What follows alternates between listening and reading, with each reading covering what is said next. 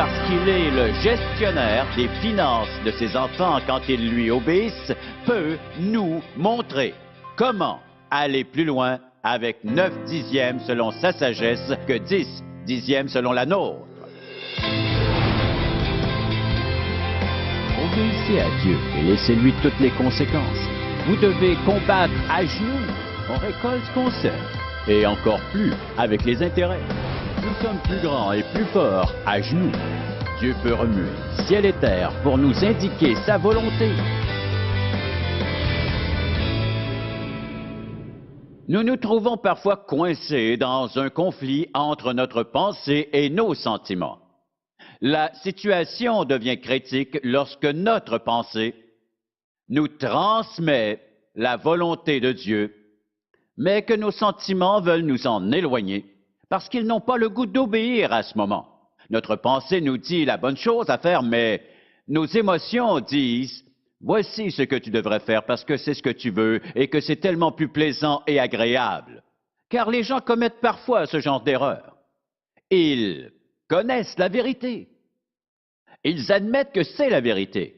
Mais ils diront « À mon avis », ou encore une personne dira « Je sais que Dieu dit cela, mais moi comme si elle était convaincue d'en savoir plus que Dieu et de pouvoir mieux déterminer ce qui est bon que Dieu lui-même. » Cela occasionne des problèmes dans leur relation avec Dieu et dans leur relation avec leurs semblables et au niveau de leurs finances et tout le reste. Donc, ce sujet vaut la peine qu'on en parle dans notre message, car après tout, il est important de faire toute la volonté du Seigneur. C'est le chemin le plus profitable, car si nous obéissons à Dieu, éventuellement, nos émotions nous rattraperont, car ce sont nos émotions qui doivent nous suivre et non le contraire. Le Seigneur veut que nous lui obéissions, même quand cela ne nous plaît pas trop. Or, aujourd'hui, nous parlons du plan de Dieu pour nos finances. De nos jours, nous trouvons plusieurs sortes de plans provenant de plusieurs conseillers financiers habiles. Certains conseils sont pertinents, mais d'autres moins, lorsque confrontés au plan et à la souveraine volonté de Dieu.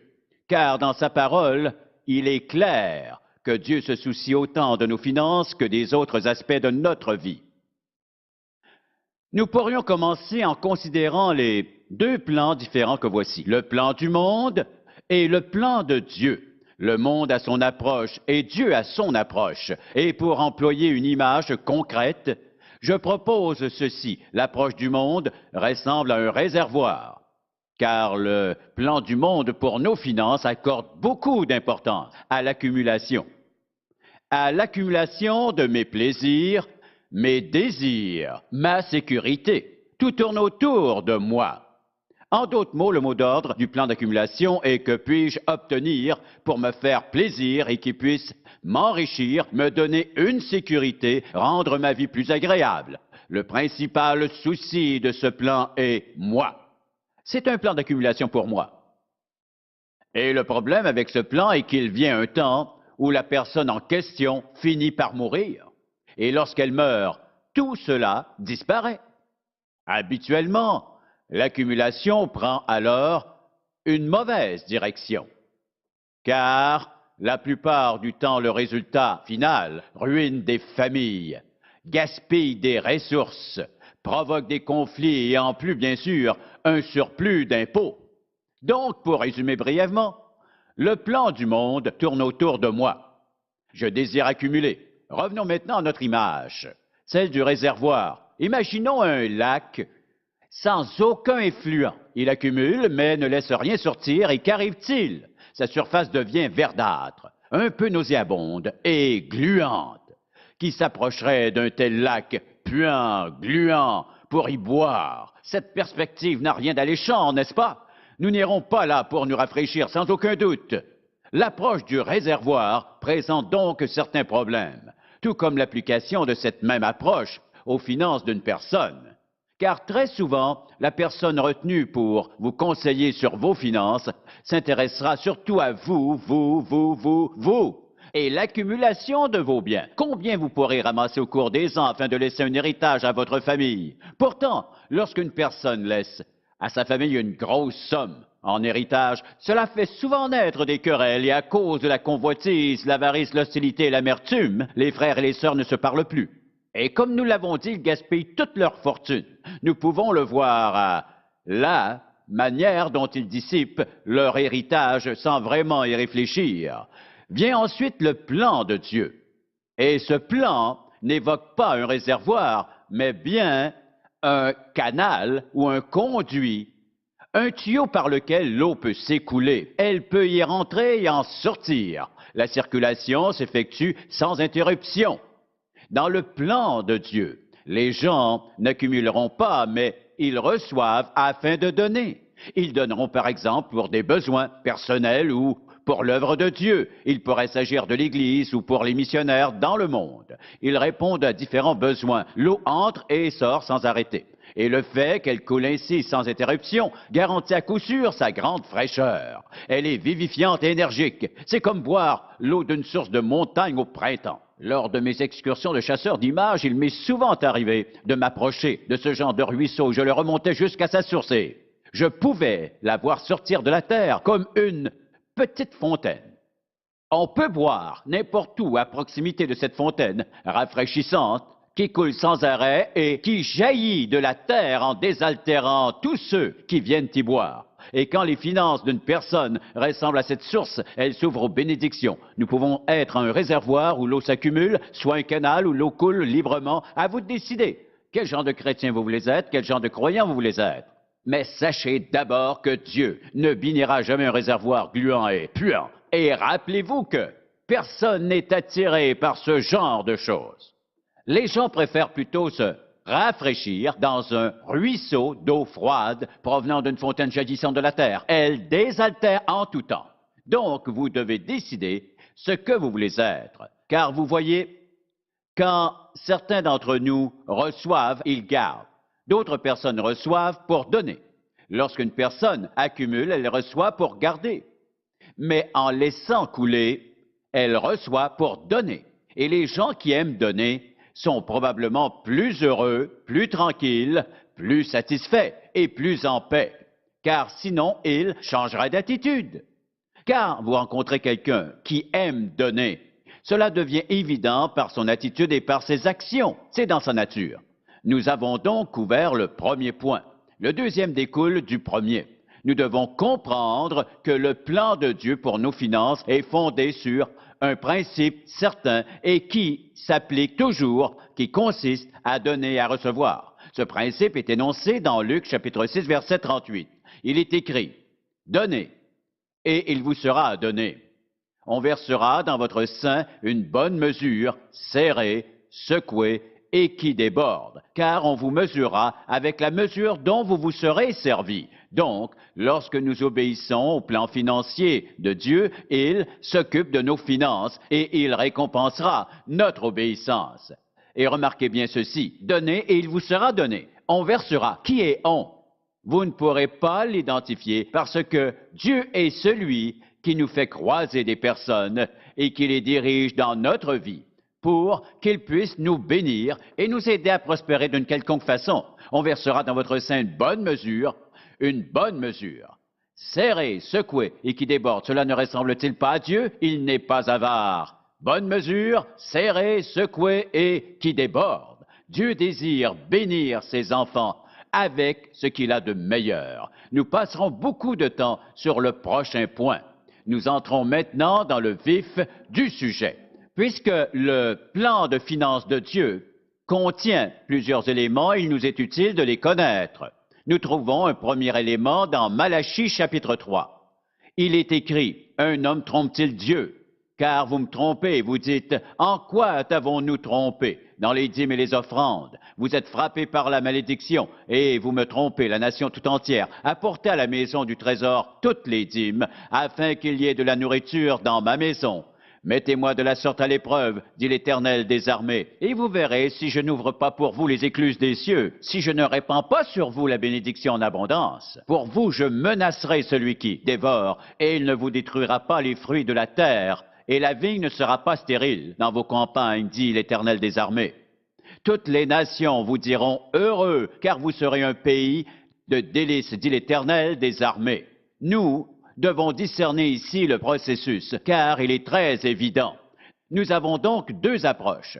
D'abord, l'approche d'accumulation, et ensuite l'approche du canal où l'eau circule. Et si nous désirons les bénédictions de Dieu, elles doivent circuler en nous, elles doivent sortir de nous. Nous devons donc en donner, si nous voulons en recevoir de Dieu. Le message qu'il adresse ici au peuple de cette nation d'Israël est d'une importance majeure. Il est aussi clair lorsqu'il s'adresse à eux que lorsqu'il s'adresse à nous. On pourrait toutefois objecter qu'il s'agit de l'Ancien Testament et que cela n'a rien à voir avec le Nouveau Testament. Mais premièrement, c'est une loi de l'Ancien Testament et elle n'a jamais été améliorée. Par exemple, si le gouvernement de notre nation prenait ne serait-ce que 10% de toutes les industries, de toutes les entreprises, de tous les individus, il y en aurait alors plus qu'assez pour pourvoir aux besoins de tous, peu importe qui ils sont, pour la simple raison qu'on n'améliore pas le plan de Dieu. Et si certaines personnes paient beaucoup d'impôts alors que d'autres n'en paient pas du tout, c'est injuste. La question est de savoir qu'est-ce que Dieu dit. Il dit « Apportez à moi toutes les dîmes ». Et une dîme est 10%. Très simple. Si vous ne savez pas comment cela fonctionne, je vous l'explique.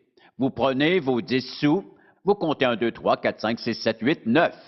Et quant au 10e, vous le placez à part, parce que celui-ci est divinement consacré à Dieu. Il dit que la dîme lui appartient. Le plan de Dieu ne contient aucune faille.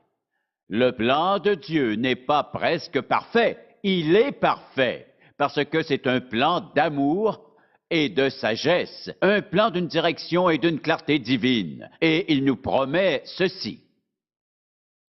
Dieu, parce qu'il est le gestionnaire des finances de ses enfants lorsqu'ils lui obéissent, peut nous montrer comment aller plus loin avec 9 dixièmes selon sa sagesse que 10 dixièmes selon notre sagesse. Tout cela est une simple question de confiance.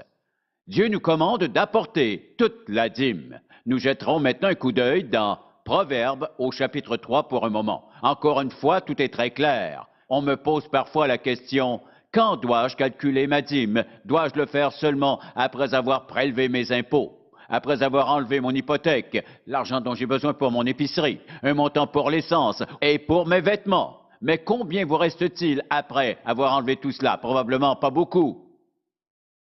Alors comment donner votre dîme à Dieu quand vous avez toutes ces choses? Vous découvrirez que rien n'échappe à Dieu. Proverbes chapitre 3. Écoutez la réponse.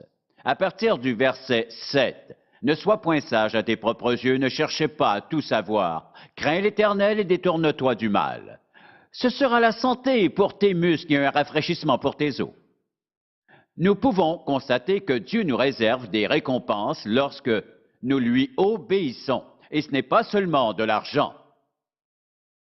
Car je crois fermement que si une personne se soumet à Dieu, elle augmente considérablement ses chances, même si ce n'est pas forcément un truc infaillible de vivre en bonne santé. Et pourquoi? Parce que vous serez plus heureux. Et vous serez moins nerveux, moins inquiet et moins anxieux à propos d'une foule de motifs, car alors vous aurez appris à faire confiance à Dieu. La dîme est un excellent moyen de faire confiance à Dieu. Fini les incertitudes. On n'a qu'à compter pour apprendre à faire confiance à Dieu. C'est tellement simple. Il est écrit. Apporte à la maison du trésor toutes les dîmes afin qu'il y ait de la nourriture dans ma maison. L'endroit est précisé, très clairement dans ma maison. Le temps est clairement indiqué. L'endroit est clairement indiqué. Et le but est clairement indiqué. Il dit, par exemple, afin qu'il y ait de la nourriture dans ma maison, pour que les besoins du temple soient satisfaits.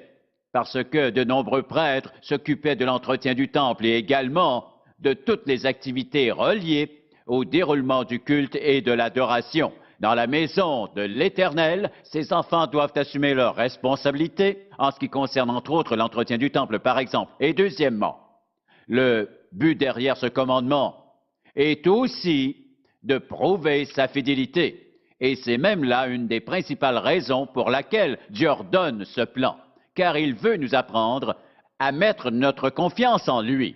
Si nous nous inquiétons, nous ne lui faisons pas confiance.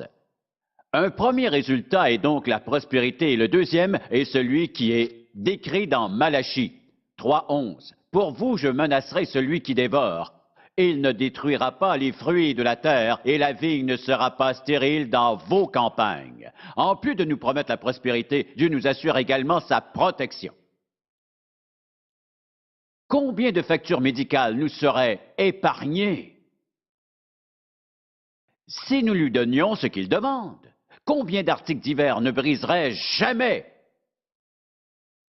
si nous lui remettions ce qui lui appartient? Or, je sais que Dieu gère mes biens car il est écrit « Donnez et il vous sera donné ».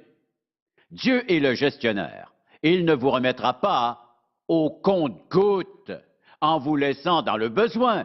Dieu désire bénir ses enfants. Il est préparé et adéquat pour cela en toutes circonstances. Il cherche surtout des enfants disposés à lui faire confiance.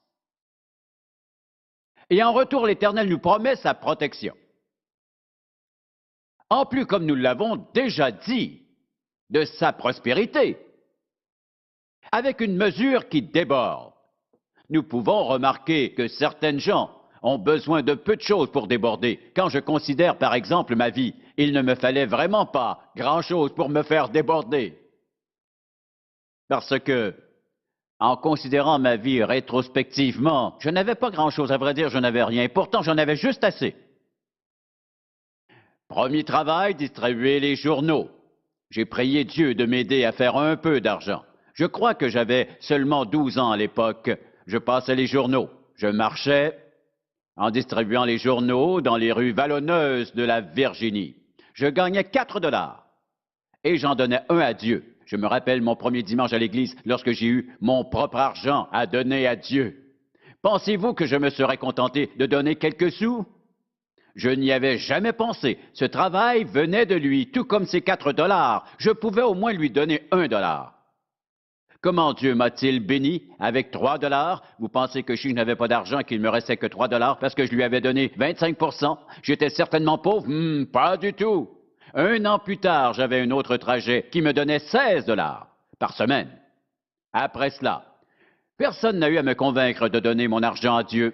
Je ne donnais pas seulement la dîme, parce que très tôt dans ma vie, il m'avait appris à lui faire confiance en tout temps, sans m'arrêter pour y penser. Parce que si vous arrêtez pour y penser, vous resterez dans le besoin. J'aimerais dire ceci, avant d'aller plus loin, même si vous le savez déjà. Je ne prêche pas ce sermon pour faire beaucoup d'argent. Je ne retire aucun gain financier pour cela. Et deuxièmement, je ne prêcherai pas ce message si l'Église avait un grand besoin d'argent. Non. Dieu pourvoit dans la mesure où les gens donnent, mais pour ma part, je voudrais, en ce qui me concerne, voir Dieu faire de grandes choses dans chacune de nos vies. Essayez seulement d'imaginer ce que pourrait être votre vie, ce que vous pourriez avoir, qui vous pourriez être, ce que vous pourriez accomplir et réussir, la personne que vous pouvez devenir si seulement vous obéissez à Dieu.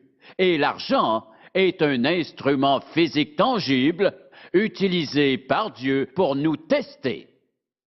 Lui faisons-nous confiance? Reconnaissons-nous qu'il est Dieu, que ses lois sont divines et qu'elles fonctionnent infailliblement? Pour résumer, Dieu nous promet sa prospérité, son abondance et sa divine protection. Il est ensuite question de notre témoignage personnel. Il est écrit « Toutes les nations vous diront heureux, car vous serez un pays de délices. » Au moment même où vous donnez votre offrande, Dieu commence à vous bénir. Cela se fera d'abord discrètement. Vous commencerez à ressentir une joie imprévue, jusqu'alors inconnue, et vous pourriez même vous permettre certaines choses que vous n'aviez pas auparavant. Les gens qui vous connaissent bien vous demanderont ce qui peut bien avoir changé en vous, ou vous vous habillerez avec un peu plus de soin. Vous parlerez d'aller à l'église, que vous avez hâte de vous y rendre et que vous êtes heureux. Finalement, ils se décideront à vous le dire. Que t'est-il arrivé? Et vous répondrez, j'ai décidé d'obéir à Dieu avec mon argent. En d'autres mots, vous ne pourrez pas garder votre bonheur pour vous. Dieu désire sincèrement nous bénir et il attend simplement que nous lui fassions un peu confiance. Il a dit à la nation d'Israël qu'elle serait bénie en tant que nation. Dieu est également très clair sur notre attitude. Dieu nous transmet sa volonté dans la deuxième épître de Paul aux Corinthiens, au chapitre 9, à partir du verset 6. Sachez-le, celui qui sème peu moissonnera peu. Si vous donnez peu, vous recevrez peu de Dieu. Celui qui sème abondamment recevra abondamment. Que chacun donne comme il l'a résolu dans son cœur, sans tristesse ni contrainte, car Dieu aime celui qui donne avec joie. Est-ce votre cas? Pourquoi veut-il cela? En donnant avec joie, nous reconnaissons que nous lui devons tout. Continuons. Dieu peut vous combler de toutes ses grâces afin que, possédant toujours en toutes choses de quoi satisfaire à tous vos besoins, vous ayez encore en abondance pour toute bonne œuvre. Cette promesse nous vient de Dieu. Et personne ne peut améliorer le plan de Dieu. Quelle doit être notre attitude en donnant notre dîme? Nous devons le faire sans tristesse ni contrainte. Bon, voilà que je dois décider encore une fois si je donne la dîme. Et quand le panier d'offrande s'approche de moi, je me dis, bon, il faut bien donner après tout. Non, non, non, non, non, non, non, non, non. Parce que dans la Bible, il est écrit, Dieu nous aime. Et parce qu'il nous aime, il attend seulement que nous lui donnions l'opportunité de nous bénir. Vous pensez peut-être, pourquoi ne me bénirait-il pas avant que je le fasse? Ou encore on peut dire, j'en ai déjà suffisamment. Mais sachez que vous le perdrez bientôt. Vous allez le perdre. Je ne parle pas forcément d'argent, vous pourriez perdre autre chose. Ne pensez pas pouvoir gagner en transgressant les lois de Dieu. Ces consignes sont claires quant à notre attitude et un autre sujet ressort clairement. Dieu nous prévient clairement du châtiment à venir. Lorsque nous lui désobéissons, retournons maintenant au chapitre 3 et lisons ensemble le verset 8.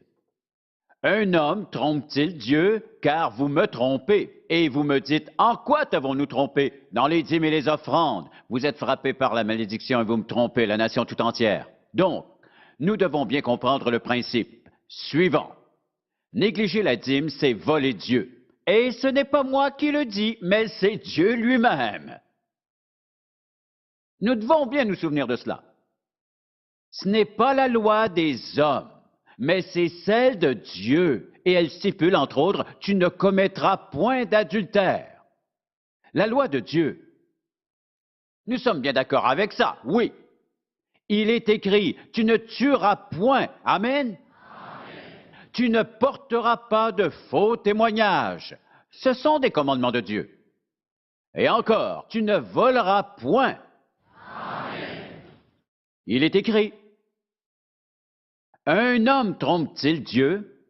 Car vous me trompez. Vous dites, en quoi t'avons-nous trompé? Dîmes et offrandes. En le trompant sur les dîmes, on le vole. Je vous rapporte la parole de Dieu. Car si je refuse de remettre à Dieu, quoi? Ce qui lui appartient de droit, le 10e de mes revenus, qui n'est plus vraiment à moi. Le chèque est fait en mon nom. Pourtant, ce 10%, Dieu le considère comme lui appartenant, consacré à lui. Pour cette raison, il nous donne la force, l'énergie et aussi l'intelligence. C'est pourquoi il nous donne le privilège et le pouvoir et il nous en accorde l'opportunité. En d'autres mots, Dieu nous accorde ses innombrables bienfaits et, en retour, il nous demande notre reconnaissance et notre confiance et concrètement notre 10%. C'est insensé de mépriser ce plan parce qu'on ne peut pas perdre. On ne trouvera rien dans aucun de tous ces versets qui indiquent que nous puissions perdre quelque chose dans l'échange.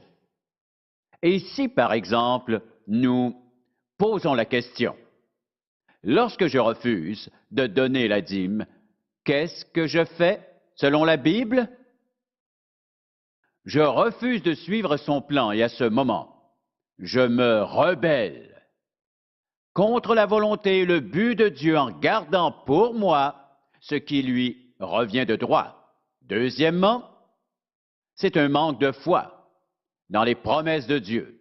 Il a dit cela, mais on ne croit pas que cela arrivera. Troisièmement, c'est une expression de ma convoitise et de mon avarice. Donc, mon manque de foi me conduit à dévaliser Dieu. Et bien sûr, les gens invoquent toutes sortes de raisons, raisons, pour tenter de justifier leurs actions. Mais pendant qu'ils se disputent et cherchent à se trouver des excuses, donnons notre dîme et laissons Dieu bénir. Mais rappelons-nous ceci, quelles sont donc les nombreuses promesses de l'Éternel Dieu? Prospérité et assez pour nous permettre d'accomplir le nécessaire. Ensuite, troisièmement, protection et le témoignage personnel. Permettez-moi cette dernière question. Si ce n'est là votre plan financier, quel est-il donc? Avez-vous programmé un meilleur plan que celui-ci? J'en doute fort. Peut-être le pensez-vous, ou on vous en a suggéré un autre. On vous a dit que donner était au-dessus de vos moyens, que vous étiez trop pauvre pour donner à l'Église. Mais vous ne donnez pas à l'Église, vous donnez à Dieu. L'Église n'est que le canal. Nous ne donnons pas notre argent à l'Église, nous le donnons à Dieu. L'Église n'est que l'intermédiaire. Ou un ministère que nous appuyons, l'eau circule toujours. En vérité, le plan de Dieu est parfait. Mais reste à savoir, êtes-vous assez sérieux ou assez courageux pour mettre Dieu à l'épreuve, le tester et pour vérifier si Dieu tient ses promesses? Lorsque vous êtes fidèle, vous ne pourrez pas trouver mieux. À vous de décider. Quel genre de finances vous voulez? Est-ce le genre réservoir, celui qui conserve tout pour lui à n'en devenir gluant? Ou voulez-vous l'autre plan, le plan du canal où Dieu fait circuler en vous et à travers vous un flot de bénédictions? Or, pour ma part, je préfère prendre le plan du canal. Père, nous te sommes reconnaissants d'avoir rendu ta parole si accessible. Je prie que ton Saint-Esprit prenne la simple vérité de ce message et l'enracine dans tous les cœurs qui l'ont entendu. Donne-nous le courage, Seigneur, et le désir de te faire confiance, afin de voir notre vie se transformer. Car tu nous connais mieux que nous-mêmes, et tu resteras fidèle à ta sainte parole, au nom de Jésus. Amen. Pour obtenir plus d'informations sur les ministères en contact ou pour savoir comment entretenir une relation personnelle avec Jésus-Christ, composez notre numéro de téléphone ou écrivez-nous en utilisant l'adresse sur votre écran. En contact avec Charles Stanley a été réalisé par la grâce de Dieu et la fidélité de nos partenaires de ministère à travers le monde.